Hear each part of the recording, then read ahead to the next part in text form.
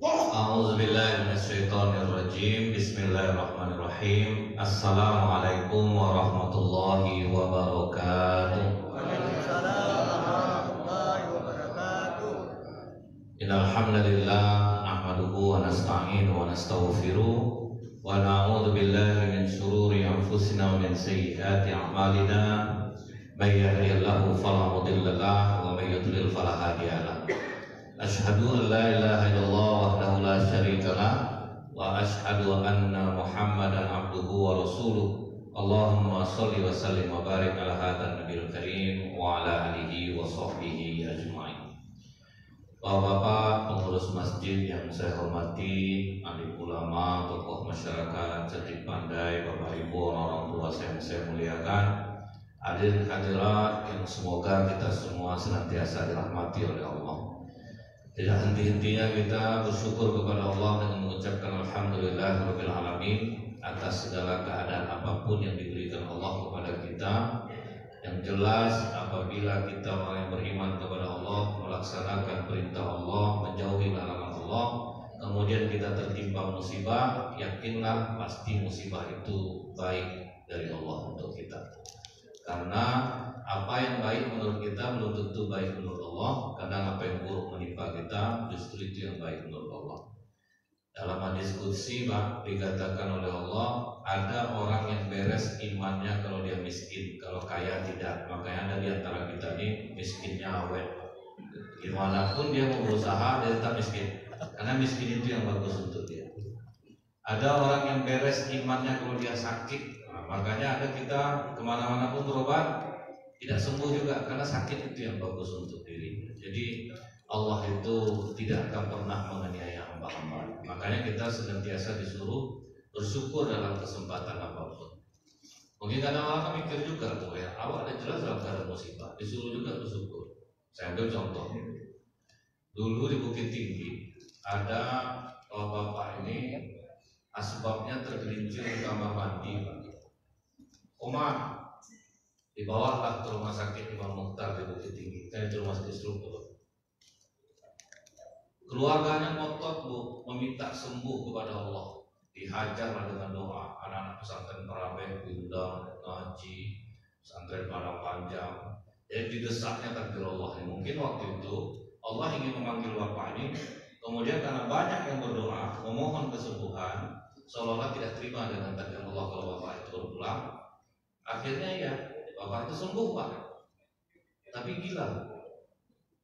Jadi di rumah tuh kata istrinya, Bu, habis dilepong-lepongnya kotorannya ke dinding. Nyesalnya kalau bagus bapak ini mati kemudian dari usaha itu kadang-kadang karena tidak terima. Jadi makanya jangan pernah kita menganggap bahwa Allah itu jahat sama kita. Aku udah rajin sholat, kenapa aku masih begini sama Allah? Semua pasti baik dari Allah.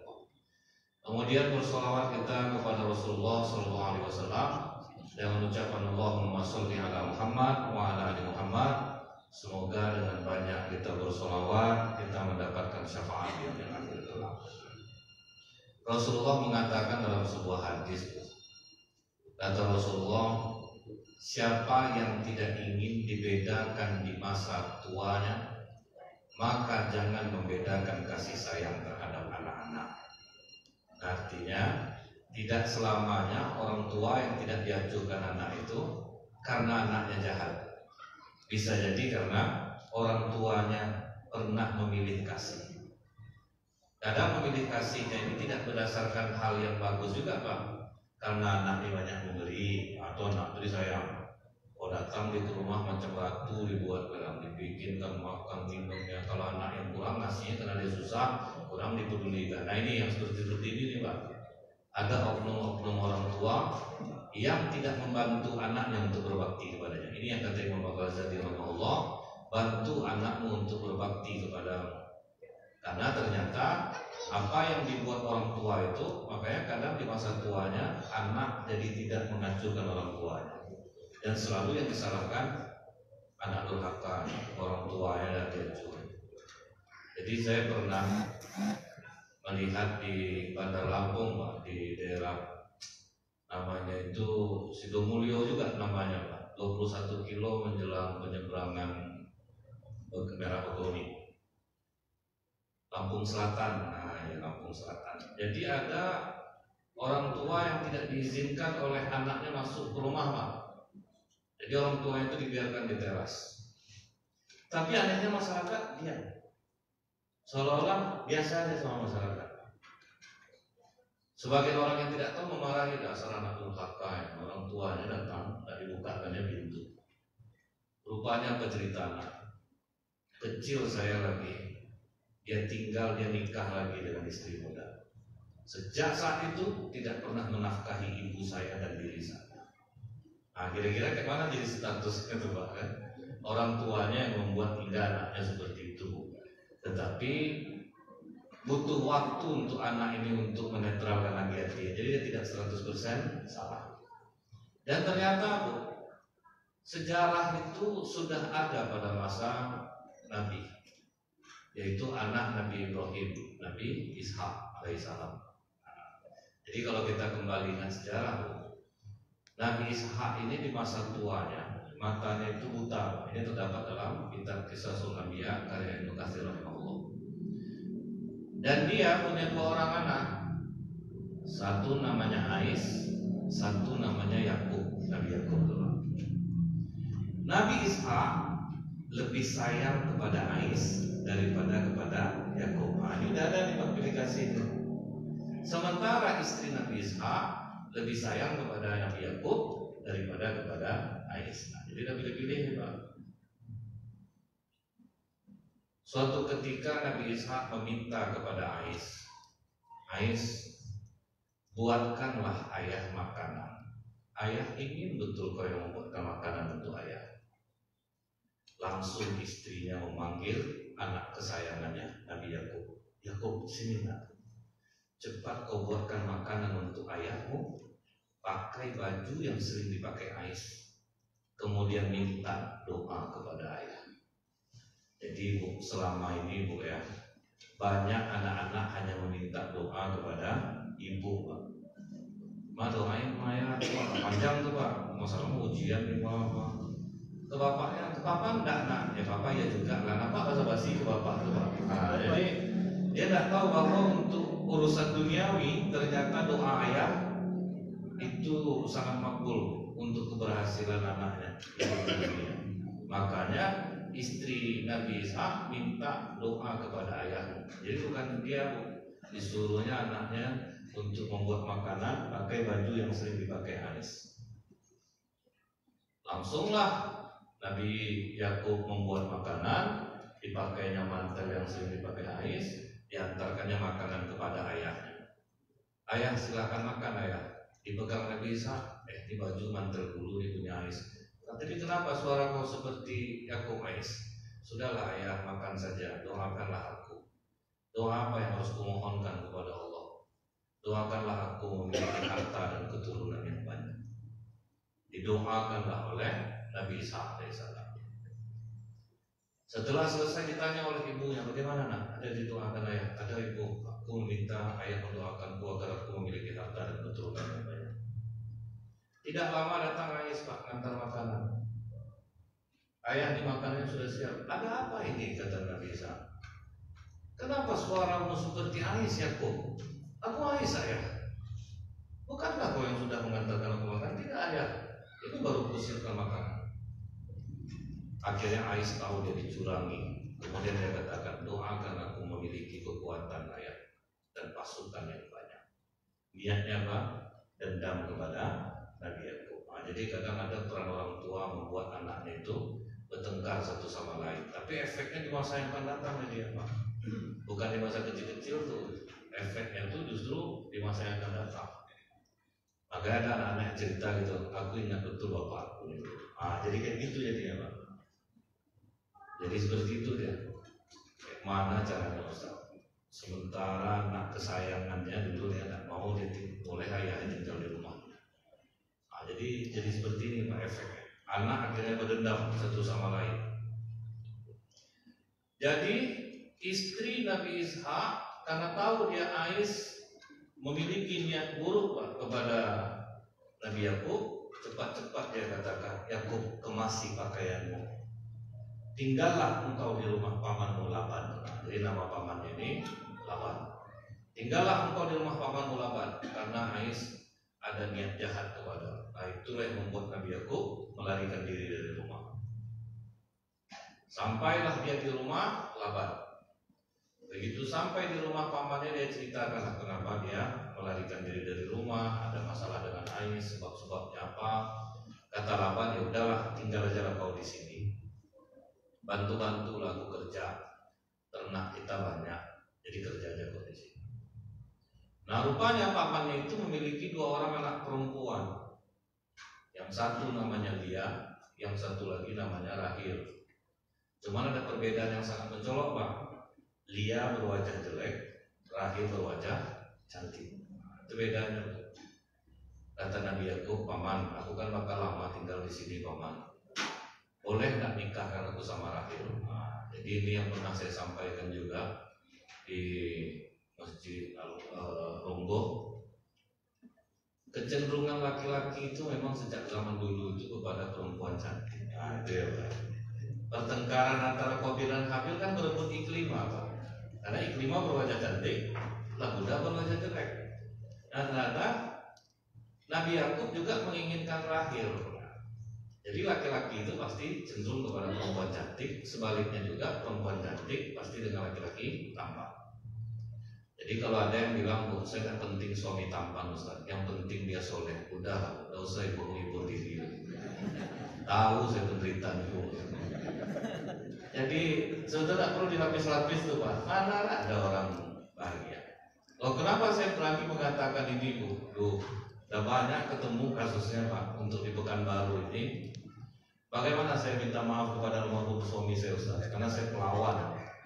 Apa sebab itu melawan? Karena dari awal tuh nggak suka sama suaminya nih, Pak. Jadi rumah tangga walaupun udah beranak-anak besar, Pak, tetap tak enak dia sama suami. Jadi asal suaminya ngomong ketus dia jadinya, karena dia memang tidak suka dengan suaminya. Jadi saya sering melawan, saya sering bantah. Nah, itu akibatnya jadi itu. Makanya Rasulullah mengatakan, menikahlah dengan yang sekufu. Ada perasaan satu sama lain. Nah, itu lebih bagus. Karena Rasulullah pun gagal menikahkan Zaid bin Harithah dengan Zainab binti Jahsh. Zainab udah nolak, Pak. Kata Zainab, aku tidak ingin menikah dengan Zaid. Aku memerintahkanmu, Zainab. Kalau perintahmu Rasulullah, aku mau. Tidak seimbang, Bu. Yang satu perempuan bangsawan, yang satu mantan budak, Pak.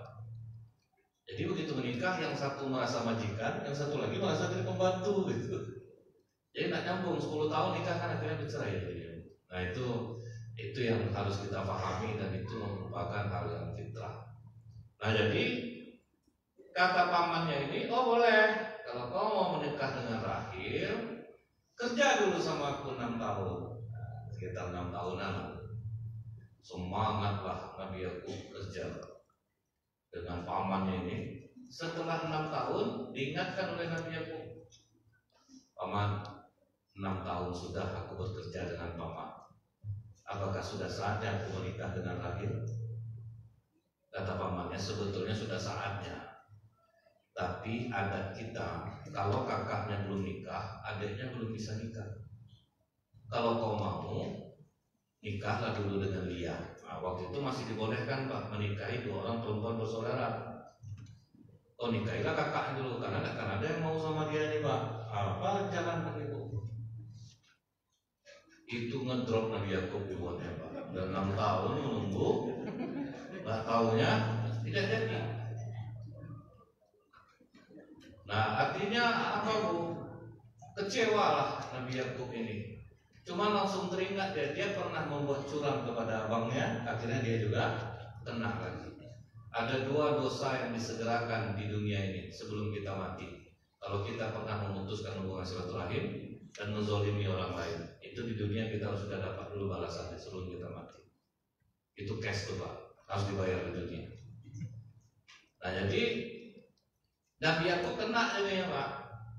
Dan orang mengatakan, waktu masa seorang nabi berbuat salah? Ada, cuman bedanya itu kalau nabi-nabi ini berbuat salah, mereka segera tahu kesalahannya dan mereka bertobat. Jadi bukan ada hal-hal yang aneh-aneh juga. Sama seperti Rasulullah ketika dimarahi Allah melalui surat abasa wa tawalla. Itu gara-gara Rasulullah sedang ngobrol dengan pembesar Quraisy. Abdullah ibnu Umi Maktum datang bertanya, dia buta, agak masam muka Rasulullah, makanya Allah tegur, abasa wa tawalla, bermuka masam kau Muhammad ketika seorang buta datang kepadamu. Bisa jadi yang buta inilah yang baik, kena tegur Rasulullah, dan ayat itu pun tak ada sampai sekarang gitu. Jadi hal yang biasa kalau melakukan kesalahan itu. Nah kemudian mau tidak mau, kata Laban, kalau kau nikah dengan dia, setelah beberapa tahun ke depan, nanti kau baru menikah dengan Rahil. Jadi waktu tidak ditentukan pula itu. Akhirnya menikah sama Nabi Yakub dengan Lia tanpa rasa cinta sama sekali. Yang rasa cinta, rasa iba tidak ada apa. Cuma karena sudah halal, mereka tetap berhubungan. Ada satu kelebihan dari dia subur, Pak. Jadi dia subur, kemudian dia hamil, melahirkan. Nah, makin melahirkan makin cuek Nabi Yakub, Pak. Karena dia tidak suka kepada dia. Nah, mulai acuh lah. Cuman secara materi terkabul doa Nabi Ishak. Nabi Yakub memang kaya, Pak. Dia memiliki mukjizat yang unik. Jadi dia punya kambing. Kambing hamil itu Nabi Yakub tinggal gosok perutnya. Mau warna apa itu yang keluar, Pak.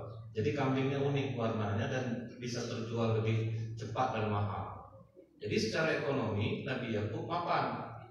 Untuk anak-anaknya Nabi Yakub tidak pernah marah, Bu. Nabi Yakub kelebihannya tidak pernah marah sekalipun kepada anak.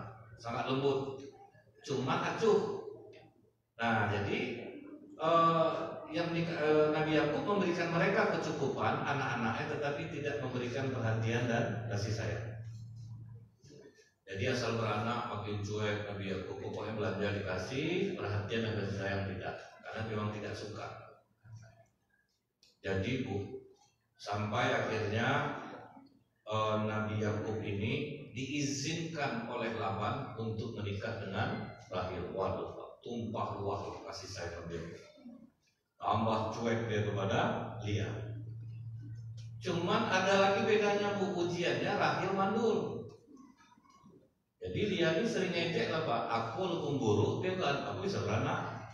Kau cantik, tak bisa beranak, apa gunanya? Sakit hati Rahil, Pak. Dihadiahkannya lah selir kepada Nabi Yakub. Lahir lagi anak dari selir ini. Oh, dia pantang kalah juga, Pak. Dikasihnya pula selir kepada Nabi Yakub, sehingga total lah anak Nabi Yakub itu 11 orang. Dari Lia dan 2 orang selir. Jadi waktu itu masih halal lah masalah selir. Rupanya dia makin sakit hati dia, Pak. Bukan rencana mau menghibur diri, justru malah sakit hati. Tapi dia lupa rasa sakit hatinya itu, Bu, dengan mendekat kepada Allah. Terus meminta kepada Allah anak, minta kepada Allah anak, terus mendekat kepada Allah. Dia hilangkan rasa iri hati, hasad dengkinya kepada dia. Kemudian dia minta kepada Allah. Akhirnya dikabulkan oleh Allah. Sekali dikasih Allah, tidak tanggung-tanggung pulang. Lahirlah anak yang paling ganteng di dunia, yaitu Nabi Yusuf alaihissalam. Nah, itu dari lahir. Beberapa tahun kemudian lahir lagi adik Nabi Yusuf, yaitu Bunyamin. Pas melahirkan Bunyamin, Rahil meninggal dunia. Jadi sayangnya Nabi Yakub kepada 2 orang anak ini, Pak, terutama kepada Nabi Yusuf, karena ganteng betul nih, itu betul-betul berlebihan. Jadi masalah pilih kasih ini sudah pernah terjadi. Sayang Nabi Yakub luar biasa kepada Nabi Yusuf dan Bunyamin. Pokoknya betul-betul dikarantina, Pak, diberi perhatian lebih. Yang 11 tidak. Makanya kata Allah dalam surah Yusuf, nahnu naqussu 'alaika ahsanul qasas. Aku ceritakan kepada Muhammad kisah yang terbaik di dalam Al-Quran. Jadi Nabi Yusuf ini cerita kepada bapaknya, wahai ayah, tadi malam aku bermimpi, aku melihat 11 bintang, matahari dan bulan sujud kepadamu. Menggigil Nabi Yakub mendengar mimpi Nabi Yusuf. La taksus ru'yaka ala ikhwatika fayakidu laka kaida. Jangan sampai saudara-saudaramu tahu tentang mimpi. Karena Nabi Yakub ketakutan nih Pak, kalau sudah bersujud 11 bintang itu siapa maksudnya? Saudara yang 11 itu Pak, bulan, ibu, matahari, ayah akan sujud, berarti ada peristiwa besar yang akan terjadi menimpa Nabi Yusuf. Artinya apa? Nabi Yakub mengakui bahwa dia memang pilih kasih. Dari ayat itu Allah menerangkan bahwa Nabi Yakub ketakutan. Rupanya benar Pak, 11 orang ini rapat Bu. Kalian terasa nggak selama ini bapak sayangnya hanya dengan Yusuf? Kita sampai tidak diacuhkan. Apa yang harus kita lakukan? Sebagian mengatakan kita bunuh saja Yusuf. Tidak usah dibunuh, kita bikin dia menderita. Kalau bunuh itu habis penderitaannya, kita bikin dia menderita. Kita jauhkan dia, biar tahu rasa dia. Jadi Bu, akhirnya disepakatilah kita bikin sinetron. Sinetronnya bagaimana? Nanti dibujuk-bujuk ayah, kita bawa Nabi Yusuf ini main, kita berusaha untuk membujuk ayah. Akhirnya dibujuknya lah sesuai skenario. Ayah, kasihan kami lihat Yusuf nih ayah, masa di rumah terus dia.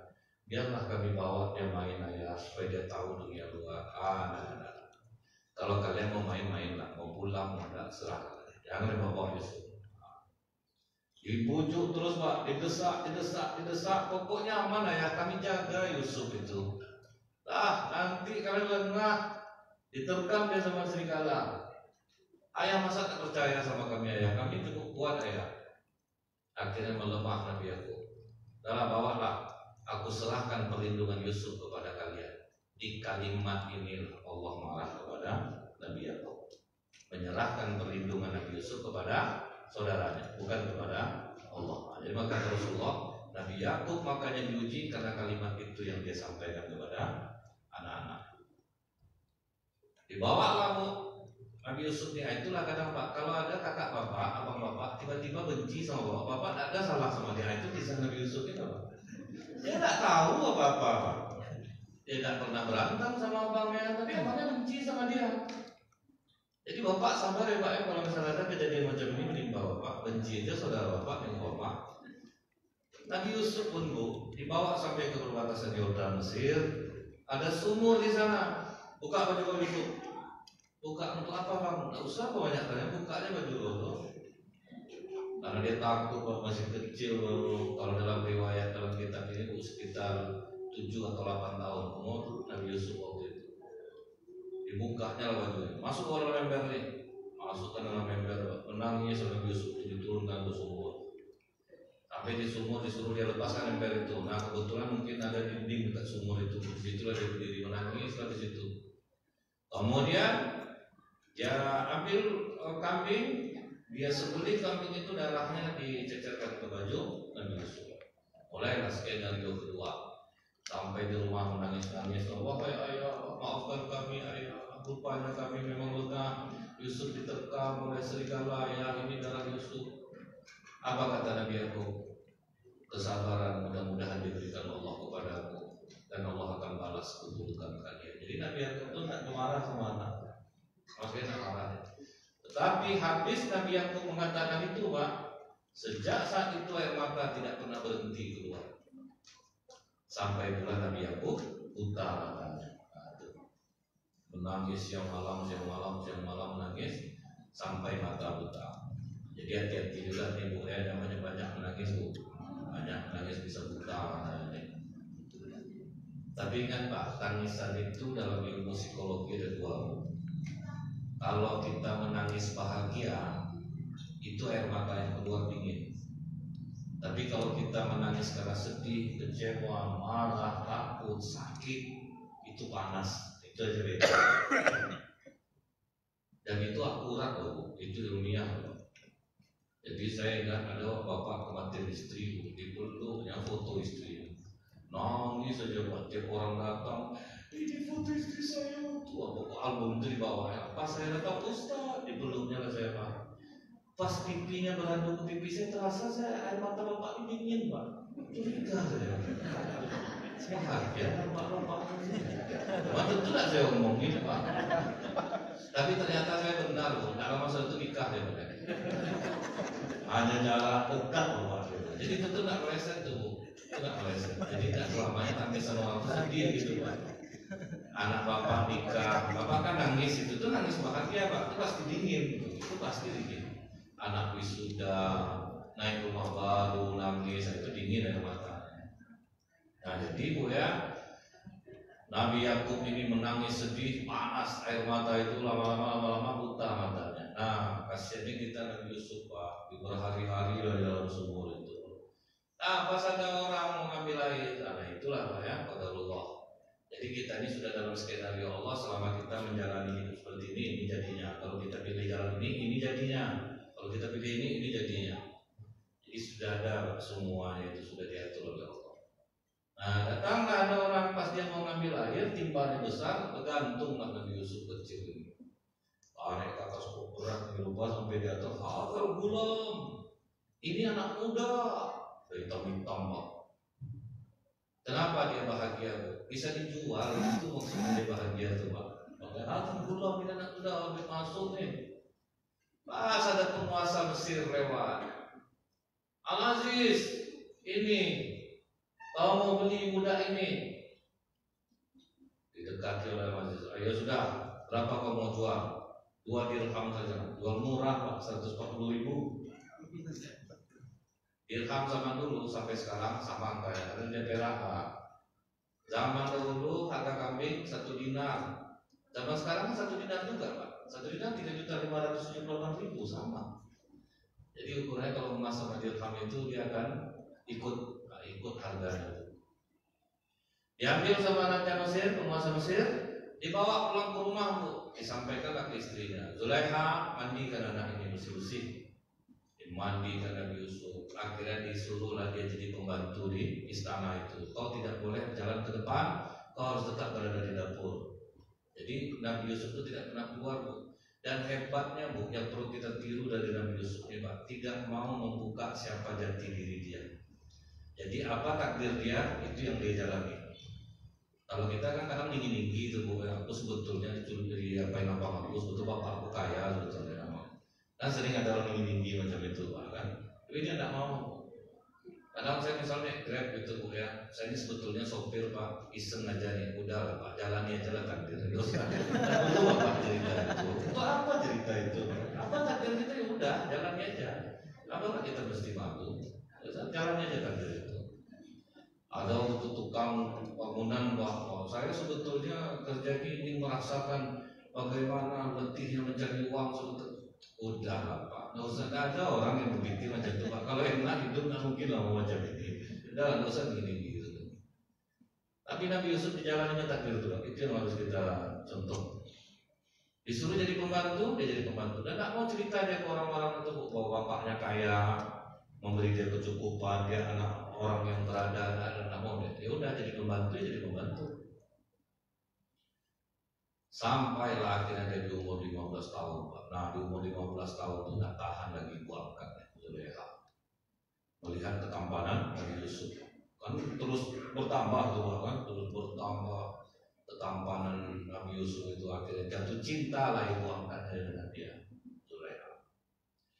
Begitu raja pergi bersama penasehatnya, diam-diam Zulaiha menggedor pintu kamar Nabi Yusuf.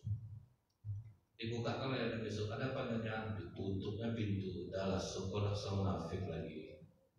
Aku suka sama kau pasti suka sama aku kan. Jangan nanya, suamimu sangat baik kepada alas tuh, dasar bohong. Itulah kalau pakai bahasa kita Bu ya, dikurung dalam itu. Dikejar-kejar Nabi Yusuf. Apakah Nabi Yusuf suka dengan Zulaiha? Allah yang membuka dalam surat Yusuf ayat 24. Walaqad hammat bihi wa hamma biha. Zulaiha mau dengan Yusuf, Yusuf pun mau dengan Zulaiha. Dibuka oleh Allah hati Nabi Yusuf itu betul mau Pak. Cuman Allah selamatkan Nabi Yusuf. Artinya Pak, yang menjadi lawan sifat istiqomah kita adalah hawa nafsu. Dan hawa nafsu ini satu, cuma minta tolongnya ke Allah, nggak bisa pakai cara lain. Karena kadang menang banyak kalahnya Pak. Itu kalau kita melawan hawa nafsu. Makanya kata Rasulullah, pulang dari perang Badar, kita kembali dari perang kecil menuju perang besar, melawan hawa nafsu. Karena dia memang sulit untuk dikalahkan. Contohnya bulan hari kita tahu udah banyak beli perbukaan akhirnya tidak termakan, tapi tetap juga beli tiap hari Pak. Kan aneh itu, itulah hawa nafsu itu. Kenapa banyak orang jahat di bulan Ramadan itu? Karena lawannya hawa nafsu Pak. Di situlah iblis akan bisa membuktikan Bu, kami jangan dituduh juga lagi ya, kami udah terikat nih, kami tidak ada menggoda kalian, berarti yang jahat ya asli jahat. Itulah lawannya Pak, hawa nafsu dia sendiri.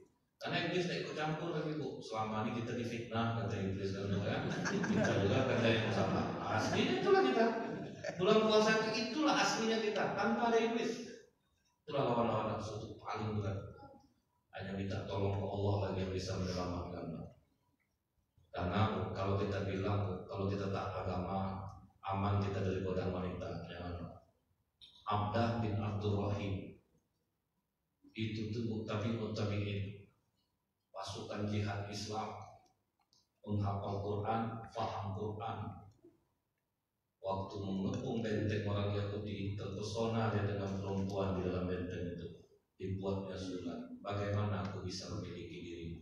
Kata perempuan ini, tinggalkan agamamu, aku akan menjadi milikmu. Murtad, penghafal Quran, paham Quran, mujahid Islam. Pedangnya aja masih berdarah kata para sahabat. Tak didengarnya lagi kata-kata sahabat. Itulah ngerinya godaan wanita. Bukan wanitanya yang jahat. Kami laki-laki ini yang jadi. Dia pantang dikasih harapan Pak. Memang karena pakai istighfar ya juga, tapi nggak mempan. Perempuan seksi di depan Pak, di lampu merah. Bapak mau zikir apapun tak akan mempan. Tidak akan mempan. Mau a'udzubillahi minasyaitonir rajim. Tidak bisa. Karena dilawan hawa nafsu. Satu-satunya jalan itu mau menyingkir kan? Nggak bisa. Nah jadi Nabi Yusuf diselamatkan oleh Allah sehingga dia melarikan diri. Pas sampai di pintu ditarik oleh Zulekha, bajunya robek di belakang. Pas buka pintu, pas suami Zulekha pulang dengan penasehat. Apa yang terjadi Pak? Fitnah nilai dari ini Pak.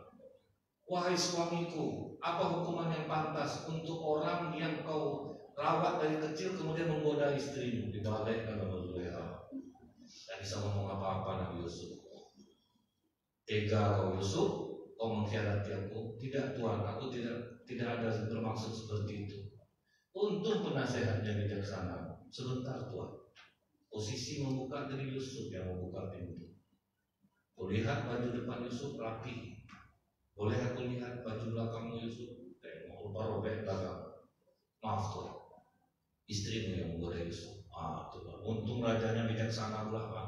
Langsung minta maaf saat itu juga karena Yusuf Pak. Maafkan aku Yusuf.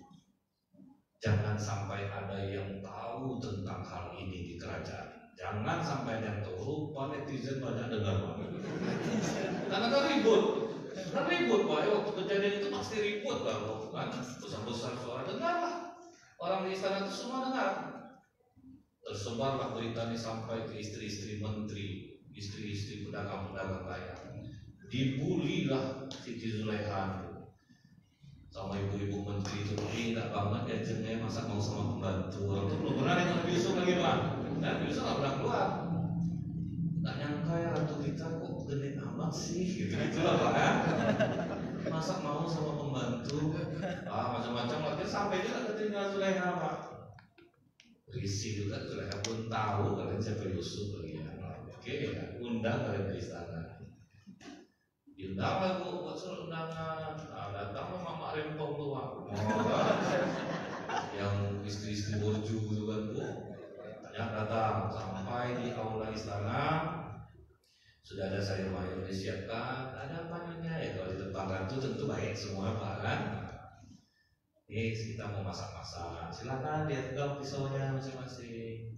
Setelah pegang pisau, orang itu sedang mengiris-iris sayur. Lalu dikatakan oleh Zulekha, Yusuf keluarlah Nabi Yusuf. Kalau di sinetron kan tuh kasih kipas angin depan mau melayang. Pokoknya keren lah kalau di film itu. Saking terpesona dengan ketampanan Nabi Yusuf, mereka tidak sadar sampai menyayat-nyayat tangan sendiri. Itu ketampanan Nabi Yusuf. Makanya inilah yang dihibur Rasulullah para sahabat. ketika ya Rasulullah, berarti besok kalau nyawa kami keluar dari badan pasti kami akan merasakan sakit yang teramat sangat. Kata Rasulullah, seperti terpesonanya para perempuan kepada Nabi Yusuf sampai mereka tidak sadar mengiris tangannya sendiri. Jadi untuk orang mukmin, kata Rasulullah, sebelum dia wafat digambarkan Allah tempatnya yang indah di surga, sehingga dia terlena memandang tempatnya itu dan dia tidak merasakan sakit lagi ketika roh dicabut dari badan. Nah, itu yang kita harapkan, Pak. Jadi karena terlena, tidak terasa lagi sakitnya pencabutan nyawa. Sama seperti terpesonanya perempuan-perempuan ini, kemudian tidak terasa mengiris tangannya sendiri. Akhirnya Bu, dikeroyoknya oleh Nabi Yusuf, Pak. Nyonya, pantas kau tergoda. Ini betul-betul malaikat yang mulia. Jadi kalau dalam Al-Quran sampai sakitnya mereka tuh kagum sampai mengatakan ini malaikat yang mulia. Nah, itu terdapat dalam surah Yusuf. Ginilah Nyonya, kita bagi sama aja lah Yusuf nih. Oh, itu Nabi Yusuf mau diperkosa gitu, diancam. Kalau kau mau melayani kami bebaskan kau. Tapi kalau kau tidak mau melayani kami akan buat cerita kau telah menggoda kami dan kau akan dipenjara. Di situ Nabi Yusuf berdoa, ya Allah, penjara lebih aku sukai daripada kau melayani mereka. Dipilih Nabi Yusuf dan dia masuk penjara. Tanpa kesalahan dia jalani. Jadi ya kadang kalau kita berada di kebenaran, Pak, terus difitnah masuk penjara, ya udah terima takdir itu. Itu terima takdir itu. Di penjara dari umur 15, keluarnya umur berapa, Bu? Umur 27 tahun, Pak, baru keluar dari penjara. Nah, di dalam penjara itu Nabi Yusuf dijalaninya lagi, Pak, takdirnya. Udah, aku dalam penjara. Kemudian ada 2 orang di penjara itu kok didakwahi oleh Nabi Yusuf, Pak.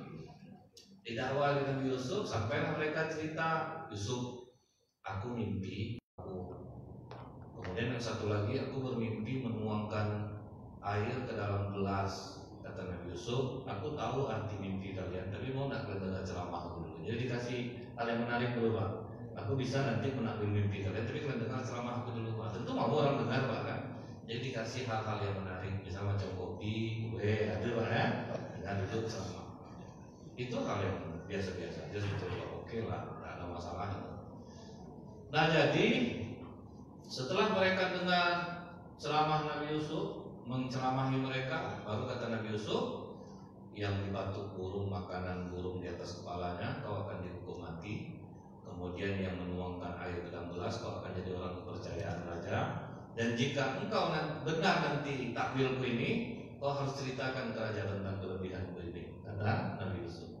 Lepas betul, Bu, yang dipatok burung kepalanya salah, mungkin dia juga ceramah tadi, Pak. Ya, ujung-ujungnya dia hukum mati rupanya, Pak. Nah, yang satu lagi betul-betul jadi orang kepercayaan raja. Tapi dia lupa dengan kelebihan Nabi Yusuf itu, Pak. Saking udah enaknya dia, lupa dia dengan Nabi Yusuf. Itu kan biasa, Pak, ya. Orang waktu susah, pokok tenang lah Bapak, pokok duduk saya besok, aman Bapak. Duduk ganti nomor, Pak, saya hubungi ya. Nah, itu misalnya, Pak. Dari ketawa Bapak, nampak Bapak ada kena. Karena itu sering terjadi, Pak. Ibu-ibu nanti kalau misalnya saya terpilih duduk, ibu-ibu kalau ada masalah HP saya aktif 24 jam. Jangan ibu khawatir. Duduk Pak, haram. Nomor ganti ya hubungi ya. Jadi Ibu ya, begitu dia sudah enak, dia lupa. Nah, pas raja mimpi, Pak. Mimpi rajanya apa, Bu? Dia mimpi ada 7 ekor sapi kurus memakan 7 ekor sapi gemuk. Penting dia, Pak. Cerita kawan-kawan ke tafsir mimpi tidak ada yang tahu. Akhirnya baru teringat, Pak, yang nuangin yang orang kepercayaan raja nih. Raja, aku ingat satu nama dalam penjara dulu. Namanya Yusuf. Dia bisa menambil mimpi. Oh, Yusuf itu anak angkat aku. Sudah lama aku tidak bertemu dengannya. Datanglah raja di penjara. Disambut oleh Nabi Yusuf dengan baik. Tidak ada rasa dendamnya. Yusuf, aku bermimpi ada 7 ekor sapi kurus memakan 7 ekor sapi gemuk. Raja, akan datang 7 tahun masa subur. Di saat itu pandai-pandailah mengelola pangan. Kita harus atur bagaimana banyak ladang-ladang yang harus kita tanami. Karena akan datang setelah itu 7 tahun masa paceklik. Jadi kita masih ada stok makanan untuk kita bagikan kepada rakyat. Dan kalau kau berkenan, angkatlah aku menjadi bendahara negeri ini, karena aku orangnya amanah. Jadi rupanya Pak, kalau kita memiliki kemampuan, boleh mempromosikan diri, boleh mempromosikan diri Pak. Cuma dengan syarat kerajaan, bersihkan nama aku lagi. Suruh perempuan-perempuan itu mengaku bahwa aku tidak pernah menggoda mereka. Tidak ada dendam sedikit pun Pak. Kalau kita tuh bagaimana Ustaz Nazir, misalnya saya di penjara nih, tanpa kesalahan. Tidak tahu lah saya tidak boleh pandai cari daripadanya. Mau apa? Pasti gitu-gitu lah Pak ya. Pasti lah tuh. Kadang enggak. Itu kalau saya ya masih kotor jiwa nih Pak. Makanya tidak ada dapat di bidang itu gitu Pak. Karena Allah sayang gitu Pak. Ini bahaya ini. Jadi Nabi Yusuf tidak ada dendam, dia bantu Pak. Jadi walaupun dia dizolimi, ketika raja membutuhkannya, dia hadir. Begitu dia jadi bendahara negeri Mesir Pak, datang 7 tahun masa paceklik, aman semua pangan. Antrilah orang ambil makanan di kerajaan. Nampaklah dari situ 11 orang saudaranya Pak, ngantri bawa karung. Nampak ya Pak. Itu jauh tuh Bu, jalan dari Yordan ke Mesir Pak, jalan. Dipanggilnya saudaranya yang 11. Itu yang 11 sini, datang 11. Kalian 11 orang adik-adik, ada satu lagi tuan tinggal di rumah. Siapa namanya? Benyamin. Ayo di sini diisi karungnya semua ya. Tidak ada dendam. Kalau kita mati kan itu tengok lah azab kayak buat. Kalau kita Pak dendamnya nggak bisa hilang Pak. Makanya terus ganti-ganti Bu, naik A orang semua nanti naiklah B, hancurlah A, hancurlah generasi A, gitu terus Pak. Ngapalah macam itu Pak ya, memang itulah ya, keadaannya seperti itulah. Nah jadi Nabi Yusuf diisikannya semua karung saudara-saudaranya, terus dia kasih syarat Pak. Besok kalau makanannya udah habis, kalau kalian mau makanan lagi, bawa adik kalian yang 1 orang itu, jangan sampai ditinggal. Kalau enggak saya nggak mau kasih lagi. Tapi orang itu tak sadar bahwa ini Nabi Yusuf. Nah pulanglah. Kemudian makan, sudah cukup lama, sudah mulai mau habis. Kata saudara-saudara Nabi Yusuf ini, ayah, kata tuan itu, kalau kami mau ngambil makanan lagi harus bawa Bunyamin. Karena kalau tidak dibawa adik yang 1 lagi, tidak semua yang datang, tidak dikasih ayah. Disitulah kata Nabi Yakub, kalian bawalah adik kalian ke sana, aku serahkan perlindungannya kepada Allah. Nah disitulah Allah akan mengakhiri ujian untuk Nabi Yakub. Dibawalah Bunyamin. Wah nampak sama Nabi Yusuf. Kalian kemari yang 11 sama adik sekalian sini. Isi karung semuanya. Diam-diam Nabi Yakub Nabi Yusuf memasukkan sebongkah emas ke dalam karung adiknya Bunyamin. Begitu mereka pulang datang Nabi Yusuf, tunggu. Aku kehilangan emasku. Baru diprank sama Nabi Yusuf. Aku kehilangan emas aku. Tapi tidak ada mengambil Tuhan. Kalau sempat ada dapat di salah satu karung kalian gimana? Kami tinggalkan dia di sini dan jadikan dia saudara budak. Dapat di karung Bunyamin, kalian harus tinggalkan dia di sini dan takkan saya jadikan budak. Menangis Rasulullah SAW. Dulu Yusuf kita bidangkan, sekarang apa alasan kita lagi ini? Nah, gitu-gitulah Pak. Kalau lah dibuat dia sedikit efek jeraja dikasih Nabi Yusuf. Adiknya langsung diketir, aku Yusuf cepat masuk. Wah, kenapa adiknya lah? Nah, yang 11 ini pulanglah nangis sepanjang jalan tuh ya. Sampai di rumah ayah, Bunyamin tertinggal di sana ayah. Tapi kali ini Nabi Yakub sama sekali tidak sedih. Sampai dia katakan, aku tak mengapa kalian pulangnya, aku yakin Yusuf masih hidup. Kalian berangkat lagi ke sana. Pas berangkat beberapa bulan, saya teruskan sedikit ya Bu ya. Pas begitu sampai di sana, terkejut mereka menengok Bunyamin dengan pakaian kebesaran. Tuhan, bukankah adik kami menjadi budak? Kalian pandang wajahku, masih ingat kalian memasukkan anak kecil dalam semuanya? Oh Yusuf, menangis lah Pak ya. Kalian tidak salah, iblis yang telah menghancurkan kita. Tidak ada dendam. Bawa bajuku, sampaikan salamku kepada ayah. Lapkan bajuku ke muka ayah. Pulang, kemudian dilapkan ke wajah Nabi Yakub, kembali bisa melihat matanya. Ayah ternyata dia Yusuf ayah. Dia menyuruh ayah dan ibu Lia untuk ke sana. Nah, begitu sampai semuanya ke sana, Nabi Yusuf sedang duduk di singgah sana ya Pak. Disitulah bersujud semuanya. langsung digendong Nabi Yusuf bapaknya dan ibunya. Jangan ayah, jangan sujud kepadaku. Inilah takwil mimpiku pada masa lalu. 11 bintang, bulan dan matahari bersujud kepadaku. Jadi makanya ya, jalani takdir hidup ini. Kemudian jangan sampai kita berburuk sangka kepada Allah untuk takdir yang telah diberikan Allah, dan jangan pilih kasih dengan cara yang tidak baik kepada anak-anak. Nah, inilah akhirnya yang terjadi. Subhanallahumma bihamdika asyhadu an la ilaha illa anta astaghfiruka wa atubu ilaik. Assalamualaikum warahmatullahi wabarakatuh.